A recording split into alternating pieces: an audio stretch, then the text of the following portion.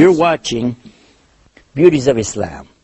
I'm your host, Yusuf Estes, and for the next few minutes, I want to continue talking about our relationship with our surroundings, and in particular, we've been talking about our relationship with Prophet Muhammad, peace be upon him.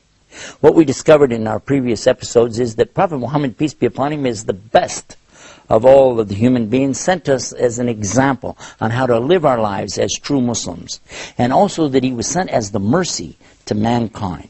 Also, we learned that he is the example of the Quran itself in motion. All of these things, but at the same time, we learned that we don't eulogize him and make him to be something he's not. He even asked us not to celebrate him as the Christians had over-celebrated Jesus. And they raised Jesus, peace be upon him, to a status, in some cases calling him a son of God. In other cases calling him a partner with God in a Trinity, and in some cases even saying he was God himself.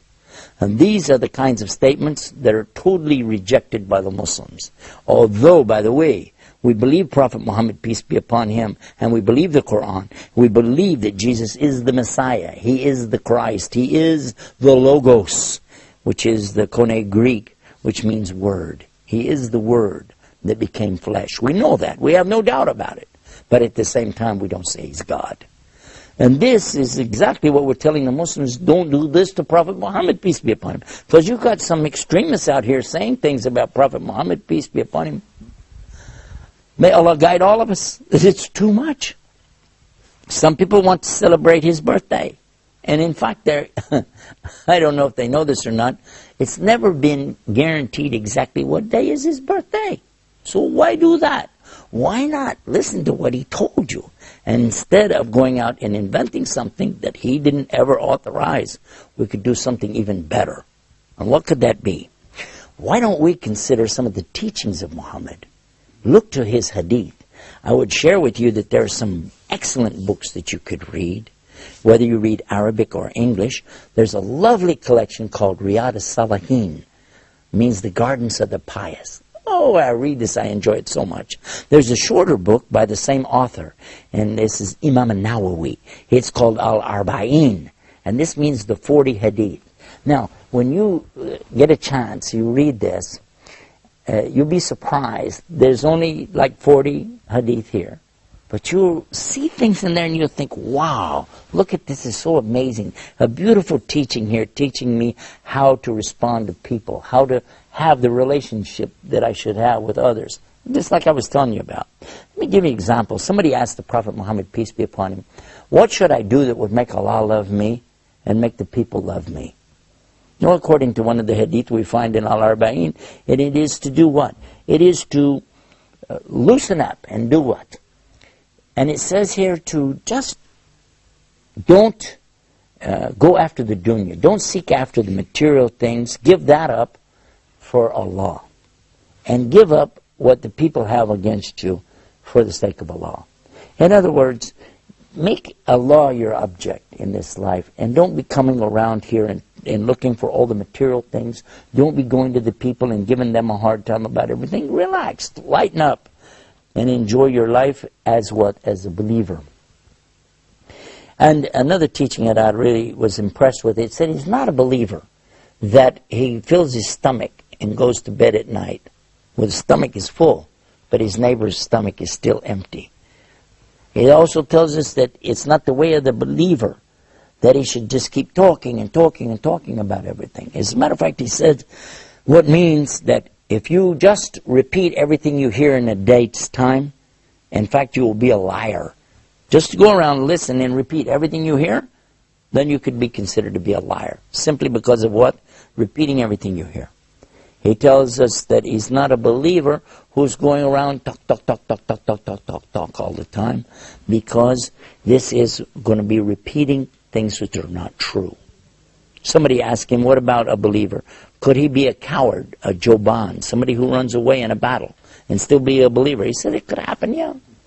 He said, well, what about somebody who is stingy with their money, called bakhil in Arabic? He's stingy. He said he could still be a believer. They said, what about a kadhib? Somebody's a liar. He said, no. No, a liar is not a believer. Well, what we're learning here from this is to see what Prophet Muhammad, peace be upon him, is teaching us.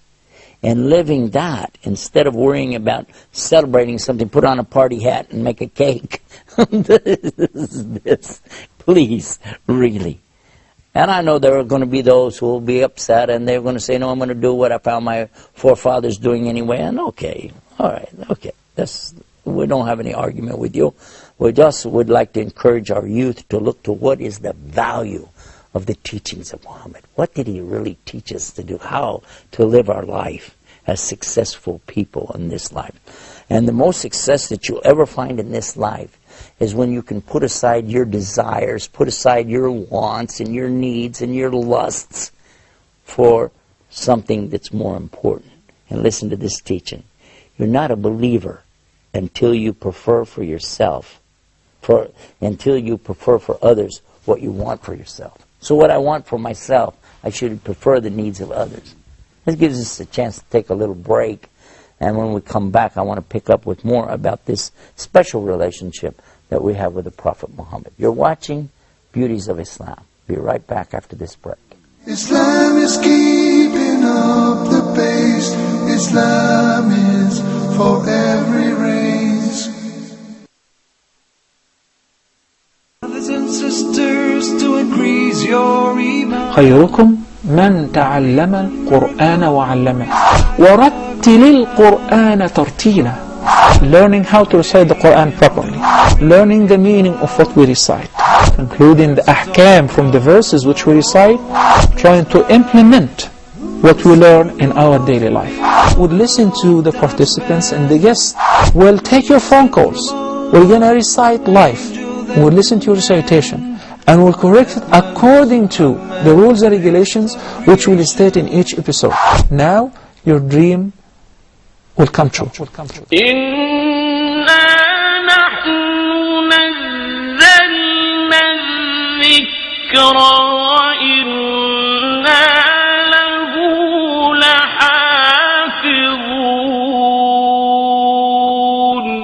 Islam is keeping up the pace.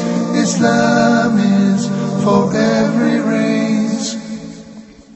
We're back, and you're watching Beauties of Islam, and I've been talking about something a little bit tough on some of the Muslims I know when we talk about our relationship to Muhammad, peace be upon him.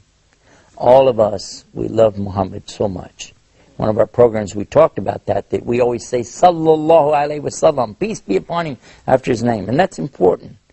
We also thank Allah so much for sending our Prophet Muhammad to us. In our prayers, at the end of our prayers, when you see the Muslim at the end, you know, and he raised their finger in the end of the prayer, and what are they saying? Allahumma salli ala Muhammad wa ala ali Muhammad, kama sallaita ala Ibrahim wa ala ali Ibrahim, innaka hamidun majid. And in this part of our prayer, which we're doing, you imagine this, we're doing this 5 times a day, every single day of our life, we're sending the prayers and the peace and the blessings upon Prophet Muhammad, peace be upon him, and his family and followers, as Allah had his prayers and peace and blessings on the Prophet Abraham and his family and his followers. Now, I don't know if you've thought about the ramifications behind this. This is something really big. When you're talking about these kind of blessings for all of the companions and all of the family of Muhammad, and then those who follow him, this is something very beautiful. At the same time, we're saying, as you blessed and put the peace and blessings upon who? The Prophet Abraham and all of his family. And who are the family of Abraham? In fact, you see that Muhammad, peace be upon him, is actually asking about the blessings which were given to Abraham and his descendants, which is Jacob or Yaqub, and all of the tribes of Israel, and the Israelites, and the children of Israel. And we're asking the peace and blessings be for all of those who believed and did righteous deeds, from the very beginning until this very moment. This is a beautiful thing to ask for in our prayers. We see from this right away that it's not the Muslims who are having a hatred or having curses for those who went before us. Not at all. In fact, these are mixed up people. Anybody who is cursing and condemning to hell other people, this is not mentally healthy. This is not right to talk about other people like that. If you find Muslims doing it, you should warn them. This is not healthy to go around cursing people all the time. It's much healthier to realize that if there are any shortcomings, well, I guess they come from ourselves. Consider this teaching of Islam and consider this beauty. One of the big beauties of Islam is to know, how did we get in this condition to start with? Why did we wind up like this? And Allah said in the Quran that He created humans in the best of form. Humans were in the best of form when Allah created them. Allah said, verily, He created the human beings in the best of molds. Then reduced them to the lowest of low. And how is it that they got to this condition? What was it that brought them to this? And it was their own choices that they made the wrong way that put them like that. And this is what Allah tells us in the Quran, that He doesn't change the condition of the people until the people change themselves. Now when we understand that, we begin to really get one of the beautiful pictures of Islam. And that is, if we find ourselves in good shape, really good shape with Allah, He's not going to take us out of that unless we change something about ourselves, as in Adam in the first place. But also, if we find ourselves in a bad condition, He's not going to pull us out of that until we change ourselves. And so this is so important for us to consider our relationship with Allah, our relationship with Muhammad, peace be upon him, our relationship with each other, our relationship even with our enemies and foes. Because if our relationship is right with all of these, then our relationship is right with Allah as well. Consider this teaching as well, that the Prophet Muhammad said that whoever doesn't thank the people doesn't thank Allah. And whoever can't give mercy will not be shown mercy. If I want to be forgiven, I need to do what? I need to learn how to forgive. If I want to be successful, I need to learn how to do what? I need to learn how to have this proper relationship with my Lord, with my Prophet, with the Quran, and with the true teachings of Islam. And this, my brothers and sisters, is by far the most of all of the beauties of Islam, is to have this correct understanding of what Islam is really all about. I wish we had more time to tell you so many things. We have so many episodes. You can find those episodes on our website. It's called beautiesofislam.com. beautiesofislam.com. You'll find that this website is there for you every single day. Go and enjoy these programs like this, and you'll find links to other exciting sites that we have there too. Until next time, this is Yusuf Estes asking Allah Almighty to give you the peace of the beauties of Islam. Wassalamu alaikum wa rahmatullah. Islam is peace, Islam is ease.